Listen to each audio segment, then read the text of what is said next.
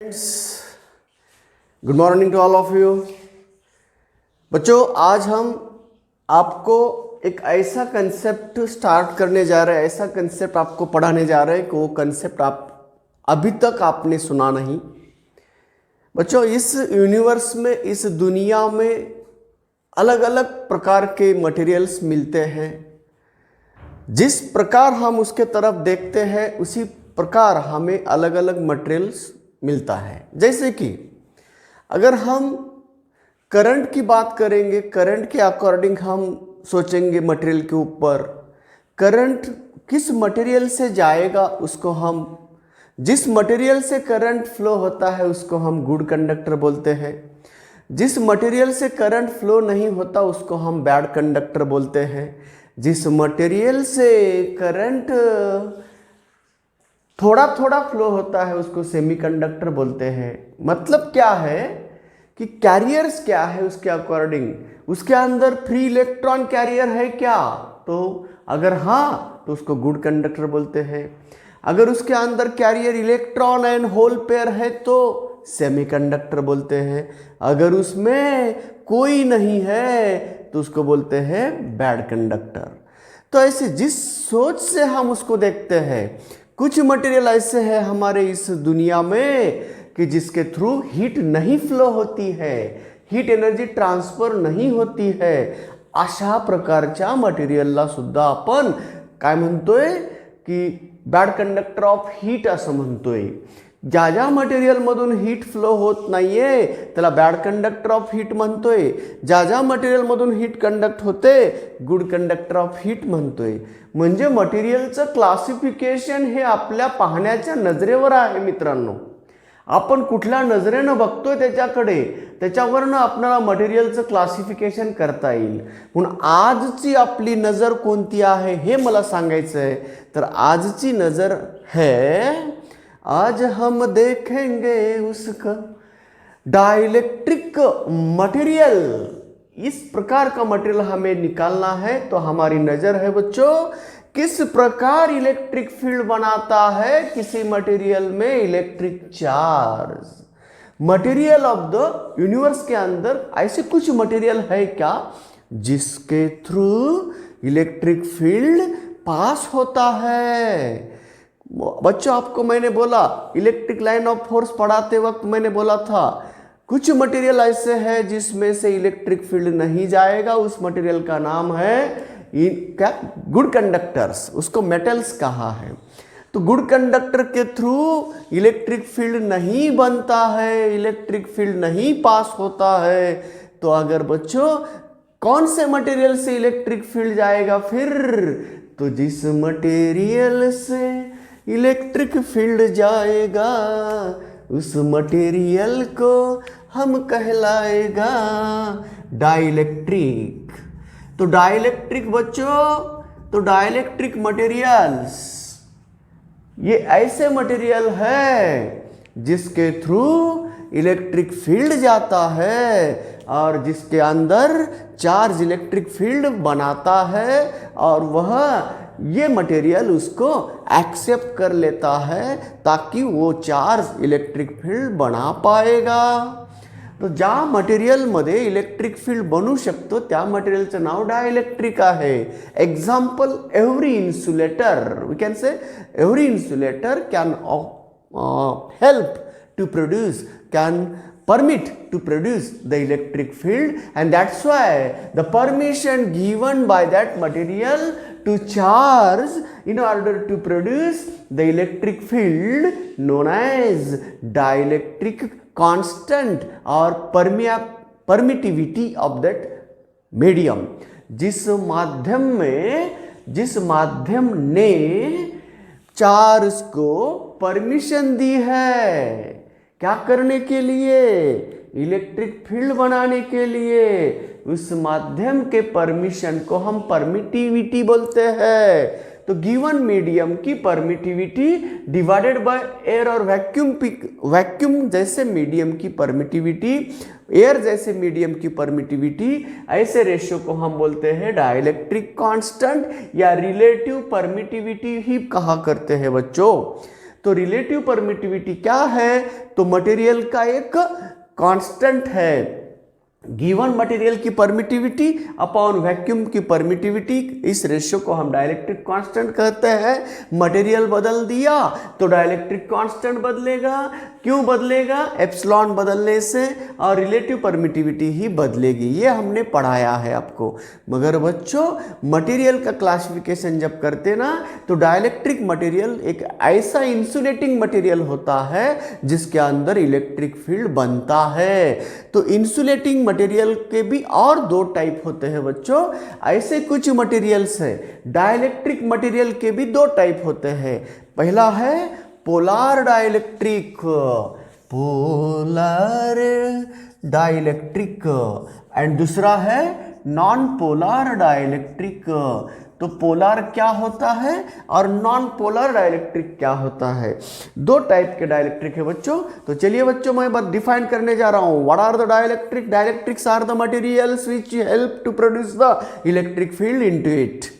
उसके ज्या मटेरियल ना इलेक्ट्रिक फील्ड बनवण्यासाठी मदत केलेली आहे, पसरवण्यासाठी नाही, बनवण्यासाठी मदत केलेली आहे, त्या मटेरियलला आपण डायलेक्ट्रिक म्हणतोय। आणि या विश्वामध्ये डायलेक्ट्रिक मटेरियल हे दोन प्रकारचे असतात। त्यात पहिला प्रकार आहे पोलर डायलेक्ट्रिक आणि दुसरा आहे नॉन पोलर डायलेक्ट्रिक। आता यामध्ये उदाहरण जर द्यायचं असेल ना बाळांनो, पोलर म्हणजे काय आहे, नॉन पोलर म्हणजे काय आहे, त्याच्याबद्दल बोलण्या अगोदर, why it is called dielectric? Because that material have same dielectric constant for both the type of charges, both the type of electric field due to different two types of charges. Negative चार्जनं तयार केलेलं फील्डचं permission तेच, positive चार्जसाठी दिलेलं permission तेच, माध्यम बदललं की permittivity बदलते, म्हणजेच डायलेक्ट्रिक कॉन्स्टंट बदलतं।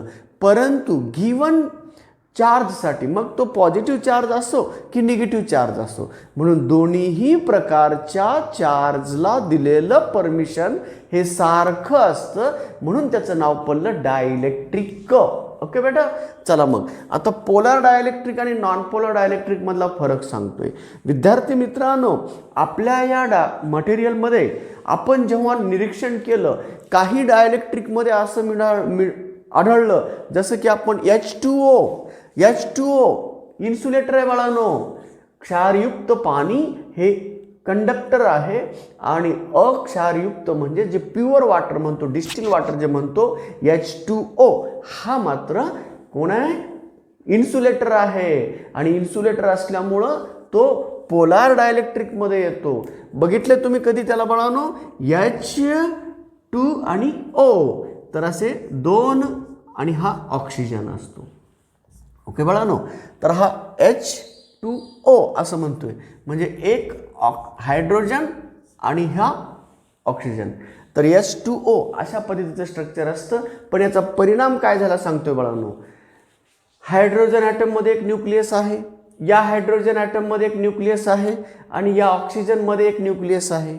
बरोबर आहे, कारण मटेरियल हे मॉलिक्यूल आहे। पाण्यासारखं डायलेक्ट्रिक मटेरियलचं उदाहरण मी घेत आहे, तर पाण्यासारख्या डायलेक्ट्रिक मटेरियलमध्ये त्याच्या मॉलिक्यूलमध्ये काय होतं? The molecule of that water have the two poles, opposite unlike poles at the different places, दोन वेगवेगळ्या ठिकाणी, एक पॉझिटिव्ह पोल आहे, दुसरा निगेटिव्ह पोल आहे, असे दोन वेगवेगळे पोल असणारा हा मॉलिक्यूल असल्यामुळे त्याचं नाव पडलं polar dielectric. Why it is called polar? Because it consist of two poles, unlike poles. एक ही मॉलिक्यूल के अंदर दो अनलाइक पोल्स होते हैं, जितना प्लस क्यू है उतना ही माइनस क्यू, दोनों एक दूसरे से नजदीक होते हैं, मगर नॉट एट द पॉइंट।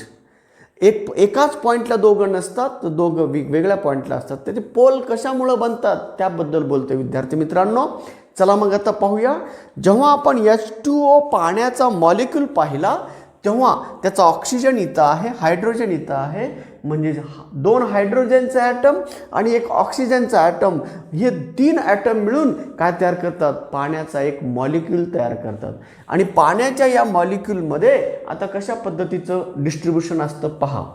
विद्यार्थी मित्रांनो, हा हायड्रोजनचा ॲटम आहे, त्याचा न्यूक्लियस इथं आहे. हा हायड्रोजनचा दुसरा ॲटम आहे, त्याचा न्यूक्लियस इथं आहे. ओके, न्यूक्लियसवर कोणता चार्ज असतो? Positive charge. याच्यावर प्लस क्यू चार्ज आहे, याच्यावर पण प्लस ई चार्ज आहे. ओके बेटा. हां, आता ऑक्सिजनचा पण न्यूक्लियस इथं आहे. मग मला सांगा त्याच्यावर पण किती चार्ज राहणार? 8e चार्ज राहणार त्याच्या न्यूक्लियसवर, आहे का नाही? ॲटॉमिक नंबर जर 8 घेतलात तर किती झाला? 8a. 16 असेल तर 16e असं म्हणतो ना आपण. चला, जे काही असेल प्लस ई चार्ज म्हणजे न्यूक्लियसवर पॉझिटिव्ह चार्ज, याच्या पण न्यूक्लियसवर पॉझिटिव्ह चार्ज, याच्या पण न्यूक्लियसवर पॉझिटिव्ह चार्ज.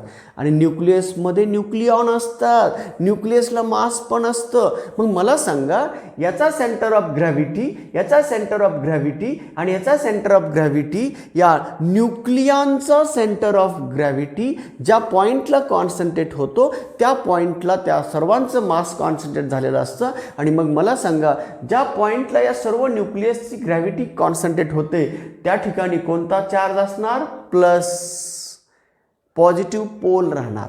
ओके. आणि मग या न्यूक्लियॉनचा सेंटर ऑफ ग्रॅव्हिटी ज्या पॉईंटला कॉन्सन्ट्रेटेड झालेला आहे असं सपोज करतोय, त्या पॉईंटला या सर्व न्यूक्लियसचा पॉझिटिव्ह चार्ज कॉन्सन्ट्रेट झालेला आहे. आणि मग जेव्हा या हायड्रोजनच्या न्यूक्लियस भोवताली फिरणारा इलेक्ट्रॉन, त्याला पण मास आहे, त्याच्यावर पण निगेटिव्ह चार्ज आहे. याच्या सभोवताली फिरणारा इलेक्ट्रॉन, त्याच्यावर पण निगेटिव्ह चार्ज आहे. याच्या सभोवताली फिरणारे इलेक्ट्रॉन्स, याच्या सभोवताली फिरणारे, त्याच्यावर निगेटिव्ह चार्ज आहे. मग negatively charged particles like electrons आणि त्यांचा सेंटर ऑफ ग्रॅव्हिटी हा वेगळ्या पॉईंटला कॉन्सन्ट्रेट होतो. आणि ज्या पॉईंटला या सर्व इलेक्ट्रॉनचा सेंटर ऑफ ग्रॅव्हिटी कॉन्सन्ट्रेट होतो that point have negative charge. आणि आपल्याला माहीत आहे ॲटम हे इलेक्ट्रिकली न्यूट्रल असतो असं म्हणतोय. जेवढे इलेक्ट्रॉन तेवढेच प्रोटॉन असतात असं आपण म्हणतोय. मग मला सांगा, जेवढ्या प्रमाणात पॉझिटिव्ह चार्जचं कॉन्सन्ट्रेशन आहे तेवढ्याच प्रमाणात निगेटिव्ह चार्जचं इलेक्ट्रॉनचं कॉन्सन्ट्रेशन आहे. पण या दोघांचं ही point of concentration, centre of gravity दोघांची ही वेगवेगळ्या पॉईंटला असेल तर मग ज्या पॉईंटला सर्व इलेक्ट्रॉनचा सेंटर ऑफ ग्रॅव्हिटी कॉन्सन्ट्रेट झालेला आहे त्या ठिकाणी निगेटिव्ह चार्ज वाला पोल असेल.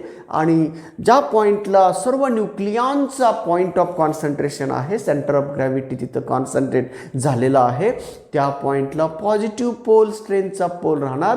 आणि मग हे दोन पोल एकमेकाच्या जवळ निर्माण झाले म्हणजेच इलेक्ट्रिकल काय तयार झाला? डायपोल. आणि म्हणून त्या प्रकारच्या मटेरियलचं नाव पडलं पोलार डायइलेक्ट्रिक्स. ज्या मटेरियलमध्ये दोन पोल अस्तित्वात असतात त्या मटेरियलला पोलार डायइलेक्ट्रिक म्हणायचं असतं. आता नॉन पोलार डायइलेक्ट्रिक काय प्रकार आहे? CO2. ओके बेटा, CO2 म्हणजेच कार्बन, ऑक्सिजन, ऑक्सिजन. आणि मग या ठिकाणी centre of gravity of nuclear, इथं सुद्धा याचा पण न्यूक्लियस, याचा पण न्यूक्लियस, याचा पण न्यूक्लियस. ओके बेटा, मग या तीन न्यूक्लियॉनचा सेंटर ऑफ ग्रॅव्हिटी एका पॉईंटला कॉन्सन्ट्रेट झाला ना तर त्याच पॉईंटला सर्व इलेक्ट्रॉनचा सेंटर ऑफ ग्रॅव्हिटी सुद्धा कॉन्सन्ट्रेट झालेला असतो. म्हणून याच्यामध्ये पण कॉन्सन्ट्रेशन पॉईंटच आहे. Centre of gravity of electrons आणि centre of gravity of the nuclei एकाच पॉईंटला असतात. म्हणून ते दोन पोल अस्तित्वात नसतात, म्हणजे दोन पोल वेगवेगळ्या पॉईंटला नसतात. म्हणून याचं नाव पडलं नॉन पोलार डायइलेक्ट्रिक्स. लक्षात आलं विद्यार्थी मित्रांनो? म्हणजे ॲक्च्युअली काय होतं त्याच्यामध्ये ते त्याबद्दल सांगितलं बाळांनो. डायइलेक्ट्रिक मटेरियल्स पोलार असतात आणि काही डायइलेक्ट्रिक मटेरियल नॉन पोलार आहेत. म्हणून पोलार डायइलेक्ट्रिक आणि नॉन पोलार डायइलेक्ट्रिक मधला महत्त्वाचा फरक कळला का तुम्हाला? कळलाच पाहिजे. म्हणून डायइलेक्ट्रिक मटेरियल हे दोन प्रकारचं असतं. आणि म्हणून पोलार डायइलेक्ट्रिक कशाला म्हणायचं आणि नॉन पोलार डायइलेक्ट्रिक कशाला म्हणायचं त्यांचे एक एक एक्झाम्पल घेऊन तुम्हाला सांगितलं विद्यार्थी मित्रांनो. आता जाऊया, what is the effect of dielectric on the capacity of the parallel plate condenser. Parallel plate कंडेन्सरच्या कॅपॅसिटीवर काय परिणाम होतो, डायलेक्ट्रिक मटेरियल तुम्ही मध्ये भरल्यानंतर काय परिणाम होतो, कम्प्लिटली भरल्यानंतर काय परिणाम होतो, पार्टली भरल्यानंतर काय परिणाम होतो, कॅपॅसिटी ऑफ द कंडेन्सर. म्हणून डायलेक्ट्रिक हे काय असतं, डायलेक्ट्रिक कॉन्स्टंट काय असतो, परमिटिव्हिटी ऑफ द डायलेक्ट्रिक म्हणजे काय असते, it is the permission given by the medium to charge to produce the electric field in to it. त्या माध्यमानं इलेक्ट्रिक चार्जला दिलेलं परमिशन म्हणजे परमिटिव्हिटी आहे. आणि मग पण permittivity is not assistance or assist to expand the field. एक्सपान्शनला केलेलं अपोजिशन आहे बरं विद्यार्थी.